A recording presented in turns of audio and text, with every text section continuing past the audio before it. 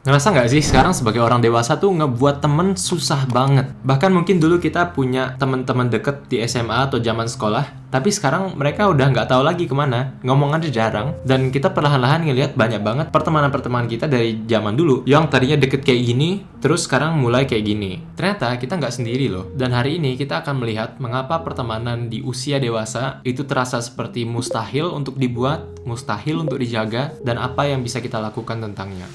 Halo teman-teman, selamat datang. Nama aku Zahid. Aku senang banget bikin video tentang belajar bahasa, self-development, dan juga berbagi tentang kehidupanku sebagai multi-identitas, orang yang punya banyak peran, banyak hobi, dan rasanya tuh pengen banget nyobain ini dan itu. Entah teman-teman klik video ini karena penasaran, lagi gabut, atau merasa relate dengan topiknya, aku senang kamu di sini karena ini adalah tempat kita semua buat belajar. Jadi waktu itu aku mau belanja keluar, dan biasanya pas aku lagi keluar, aku senang dengar musik atau podcast, dan podcast yang aku pilih waktu itu adalah podcastnya Mel Robbins yang ngebahas soal ini. Mel Robbins itu sendiri adalah seorang figur di dunia bisnis lah. Beliau juga sosok yang inspiratif buat banyak wanita. Kemarin udah dengerin beberapa podcastnya tentang relationships terutama. Karena entah kenapa sekarang sejak aku udah umur 24 nih, udah mau lulus sebentar lagi dari perkuliahan, aku mulai sadar bahwa ini setelah aku lulus kayaknya bakal mustahil lagi untuk punya teman. Karena selama SMP, SMA itu rasanya kan kita masuk dalam kereta yang sama dengan banyak orang lain. Dan teman kita ya orang-orang yang pergi ke kelas yang sama, dosennya sama, jurusannya sama.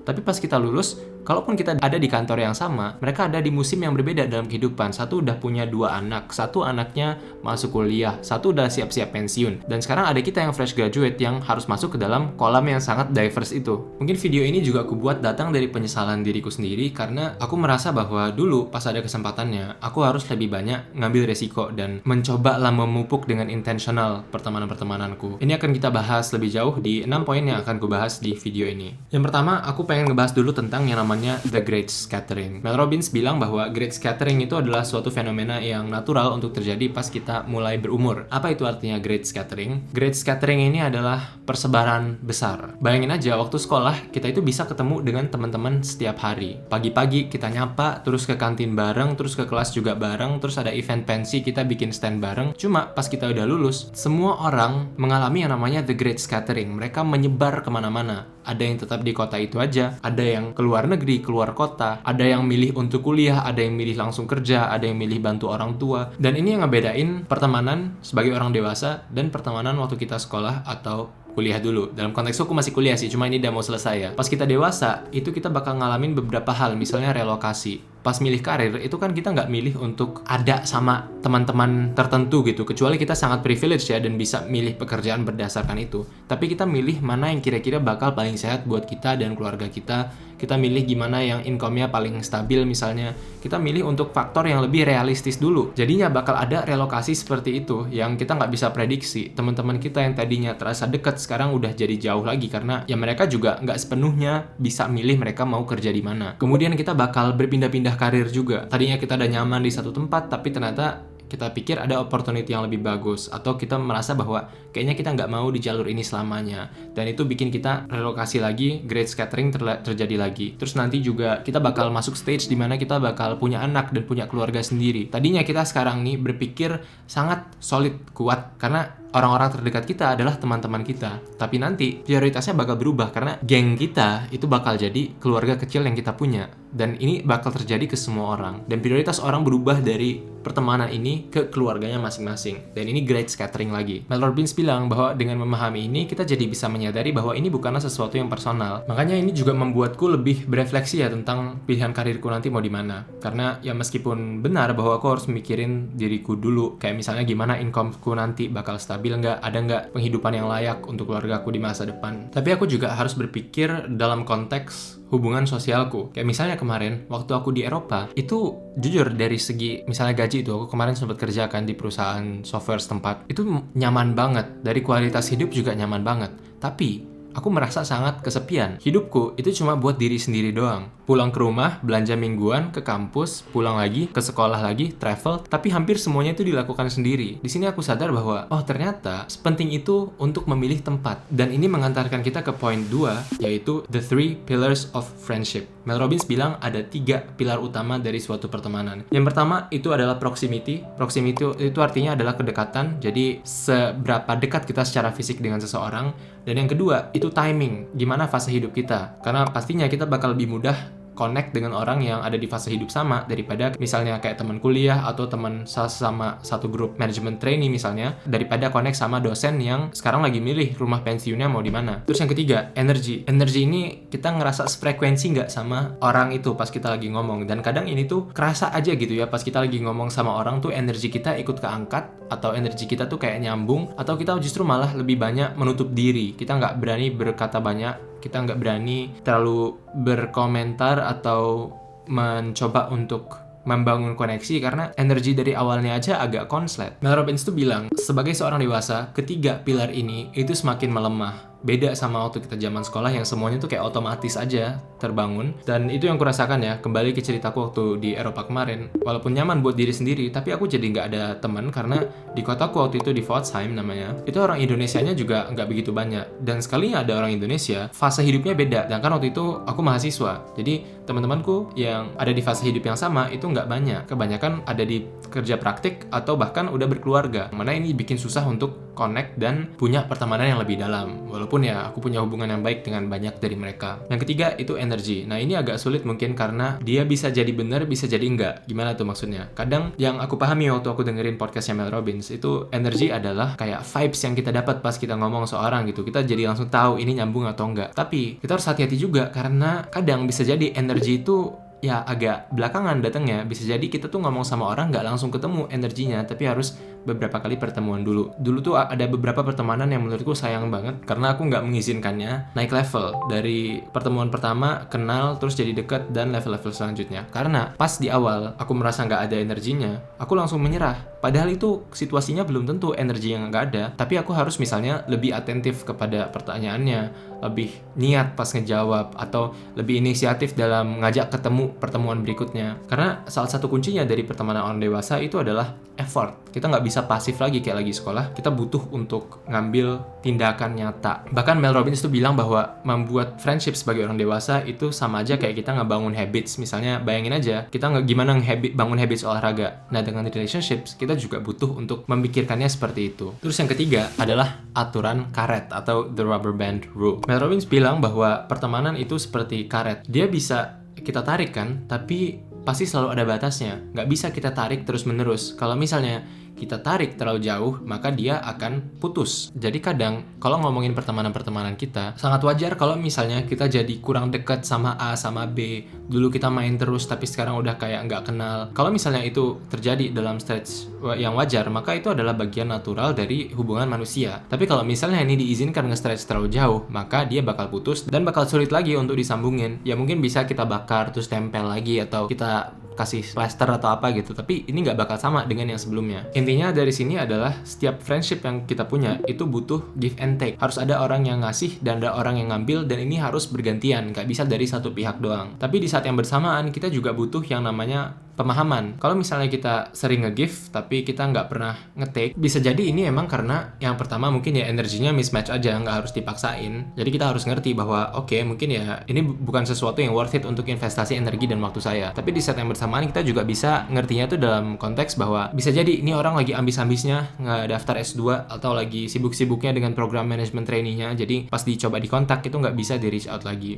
Dan itu juga adalah sesuatu yang wajar. Kadang aku dengar cerita orang tentang teman-temannya yang mulai berprestasi atau pasangannya mungkin, dan yang mereka takuti itu adalah kalau teman atau pasangannya ini jadi makin berhasil, karena kalau dia berhasil maka saya tertinggal, makanya jadi ada crab mentality gitu ya. Tapi ini serius kok, aku pernah juga ada jawab beberapa pertanyaan waktu lagi ngisi seminar gitu, dan orangnya bilang bahwa saya takut banget partner saya itu jadi jauh lebih berhasil, karena kalau dia jauh lebih berhasil dia tuh jadi kayak sombong dan saya jadi ditinggalkan. Padahal ya bisa aja ini tuh adalah dinamika karet tadi yang sedang terjadi. Bisa jadi kita harus nge-stretch dulu di fase-fase hidup ya, fase-fase sibuk dan fase-fase dimana kita harus effort atau ada stres tambahan dari luar. Jadi pas dia lagi nge-stretch, jangan langsung ditarik lagi. Kadang kita bisa justru melepaskan genggaman supaya dia bisa kembali lagi ke bentuk semulanya. Disitulah dibutuhkan yang namanya fleksibilitas. Nah, Mel Robbins ini juga adalah penulis buku Let Them Theory. Jadi intinya itu adalah semacam kata lah atau frasa yang kita bilang ke diri sendiri pas kita ngelihat fenomena-fenomena di luar. Jadi intinya let them itu kalau di Indonesia kan artinya biarkan saja mereka gitu. Dia bilang secara praktis ini bisa dimanfaatkan kalau misalnya ada pertemuan antar teman gitulah, diajak hangout dan semacamnya, terus kita nggak diundang. Mel Robbins bilang latihlah diri untuk bilang let them, biarkan aja mereka, nggak ngundang saya. Atau pas ada teman yang nggak nge-reach out ke kita, nggak balas story lagi, atau nggak unfollow kita mungkin, ya let them, biarkan saja mereka. Dengan melatih mindset let them ini, biarin aja mereka, titik, itu ngebantu kita untuk berhenti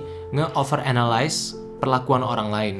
Jadi kita nggak ngebaca terus nih orang-orang lain tuh pas ngelakuin X itu artinya apa buat kita. Kita nggak selalu merasa terserang atau kita nggak selalu merasa tersakiti. Karena kadang ya memang mungkin bukan itu maksudnya gitu. Kadang kita nggak diundang ya gara-gara emang mungkin ada orang lain yang kayaknya nggak cocok sama kita dan teman kita tahu itu dan akhirnya kita nggak diundang misalnya. Atau karena ya memang dia dari sisi dia juga dia butuh variasi pertemanan. Kalau misalnya kita ketemu sama orang yang sama terus tiap harinya dan nggak boleh main sama orang lain, kan sayang juga gitu. Maksudnya ada tidak terbatas jumlah manusia di bumi ini, ya ada sih 8 miliar gitu, tapi kita nggak berani untuk mencoba mencari pertemanan-pertemanan baru. Siapa tahu ada orang lain yang juga sefrekuensi dengan kita dan kita bisa berkolaborasi nantinya atau lakuin hal yang senang bersama dan semacamnya. Karena biasanya kan juga networking dan opportunities itu datangnya dari teman-teman kayak gini gitu, karena dia nggak datang dari effort nyata yang kita lakukan di atas kertas misalnya, tapi dari ngomong sama satu orang terus ada pesannya sampai dari mulut ke mulut. Bisa jadi teman kita lagi kayak gitu kan ya, walaupun kita nggak tahu maksud nyatanya, tapi Mel Robbins bilang let them, biarin aja mereka, kita nggak harus ngasih tahu. Aku juga sebagai kreator mencoba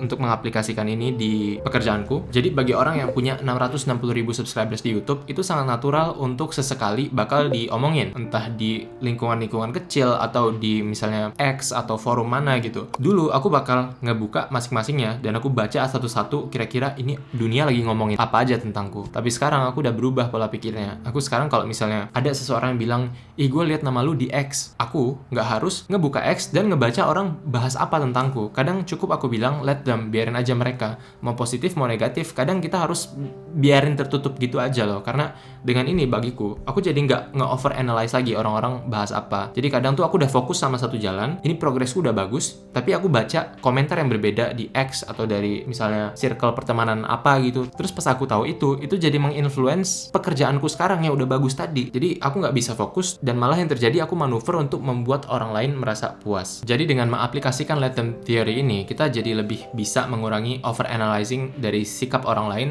dan di saat yang bersamaan juga bisa punya energi lebih untuk difokuskan ke orang-orang yang memberikan efek timbal balik. Terus poin yang kelima, time investment matters. Investasi waktu itu sangat-sangat penting dalam pertemanan sebagai orang dewasa. Aku juga punya kesalahan ini. Aku pikir kalau misalnya kita satu kampus, semua bakal natural terjadi. Kalau kita satu tempat kerja, semua bakal natural terjadi. Kita misalnya punya hobi yang sama, pertemanan itu bakal natural terjadi.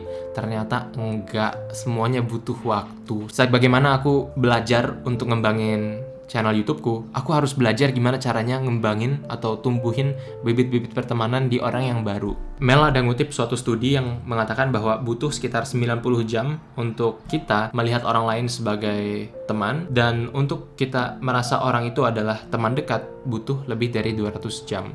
Jadi apapun yang di bawah itu berarti otak kita belum meregisternya sebagai teman atau teman dekat. Kira-kira dengan mengetahui ini, bisa nggak kita cuma ngandelin pertemuan mingguan yang terjadi karena ada satu kelas yang sama? Bisa nggak kita jadi deket banget sama seseorang hanya karena duduknya sampingan di kelas International Political Economy gitu? Kemungkinan besar enggak, dan nggak ada shortcut atau jalan pintas buat ini selain daripada ngasih effort berupa waktu. Jadi kalau kita ada satu kelas sama orang dan kita merasa energi kita lumayan klik dan kita pengen upgrade ke level selanjutnya dari segi pertemanan, kita harus mikir gimana caranya supaya kita menghabiskan waktu lebih banyak sama orang itu. Misalnya kita ngundang dia makan keluar, kita ngundang dia lari bareng di weekend, kita ngundang dia traveling bareng atau apa. Yang penting dibutuhkan waktu yang dihabiskan bersama supaya pertemanan itu bisa upgrade. Terus yang keenam, Mel bilang pertemanan terbaikmu ada di depan mata. Kadang ya di umur yang semakin dewasa, kita mikir bahwa kita nggak bisa lagi bikin teman dekat. Kita pikir bahwa pertemanan dekat itu dibangunnya bukan sekarang, tapi dulu waktu sekolah, waktu SMP. Kita ngelihat teman-teman kita yang udah temenan 14 tahun dan masih deket banget sampai sekarang, dan kita pikir karena kita nggak punya momen itu, kita nggak bakal bisa punya pertemanan yang kayak mereka juga. Padahal Mel bilang nggak ada alasan bagi kita untuk mikir bahwa sekarang tuh udah berakhir. Yang harus harusnya kita pikirin itu apa yang akan terjadi ke depan. Dan kenyataannya bagi banyak orang bisa jadi pertemanan terdekatnya itu datang pas mereka tahun ketiga di kantor misalnya, atau pas mereka umur 40 terus ikut kelas nggak tahu knitting atau menjahit yang sama. Terus ada juga yang jadi bestie itu pas umur 50, jadi sebagai mama yang solo traveling terus ketemu mama lain yang lagi naik kereta terus mereka berbagi cerita hidup. Aku juga ngelihat ini di ibuku by the way. Aku melihat kayaknya teman-teman yang dulu pas aku masih kecil sama yang sekarang tuh udah berbeda. Dan aku lihat ibuku juga punya banyak temen yang baru, yang bukan dari zaman sekolahnya, tapi sebagai orang dewasa gitu, pas anaknya udah masuk SMP, SMA, ibuku ikut-ikut berbagai macam pengajian, misalnya pertemuan-pertemuan, dan akhirnya kan ketemu sama orang lain. Beliau itu adalah contoh nyata dari ngasih time investment ke membangun relationships ini dengan orang lain. Dan apalagi dengan aku yang masih umur 23-24 ini, bisa jadi pertemanan terbaikku itu masih ada di depan mata. Jadi yang harus kulakukan sekarang adalah tetap menjaga sikap terbuka, proaktif, dan juga sabar, karena semua butuh effort dan butuh waktu. Ini dia kurang lebih 6 hal yang kita pelajari hari ini. Yang pertama yaitu pahami adanya the great scattering. Kedua, fokus ke 3 pilar utama yaitu proximity, timing, dan energy. Yang ketiga, ingat dengan prinsip karet, jangan sampai dia putus. Yang keempat, praktikkan let them theory. Yang kelima, investasikan waktu untuk ngebangun hubungan yang lebih dalam. Dan yang keenam, bisa jadi pertemanan terbaikmu itu masih di depan mata. Kalau video ini terasa relatable, beresonansi denganmu, mungkin kamu bisa subscribe juga, karena aku banyak bikin video self-development dan juga berbagai macam video-video lainnya tentang menavigasi kompleksitas kehidupan. Mari kita bangun komunitas dengan menuliskan komentarmu di bawah, apa yang kamu pikirkan dan insights yang kamu dapatkan dari video ini. Terima kasih sudah menonton, sampai jumpa pada video berikutnya.